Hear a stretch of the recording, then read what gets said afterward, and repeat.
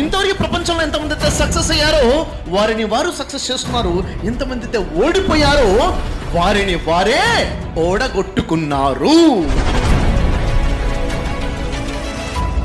ఇప్పటి వరకు financial life లో శిఖరాగ్రాలు చూసిన ప్రతి వ్యక్తి రియల్ ఎస్టేట్ తోనే చూశాడు. కాబట్టి రియల్ ఎస్టేట్ లేకుండా ఎవడు కూడా ఫైనాన్షియల్ గా పీక్స్ ని చూడలేదు, చూడబోడు. కాబట్టి ఏదో బతికేద్దాం అనుకునే వాడి కోసం కాదు రియల్ ఎస్టేట్, జీవితంలో సాధించాలనుకునే వాడి కోసమే రియల్ ఎస్టేట్.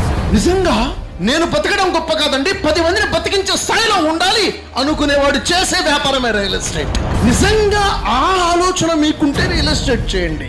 నిజంగా కసిగా డబ్బు సంపాదించాలనుకుంటే రియల్ ఎస్టేట్ చేయండి. అంత స్కోప్ ఉన్న ఏకైక వ్యాపారం రియల్ ఎస్టేట్. హాయ్, నేను మీ brother Shafi, master motivator and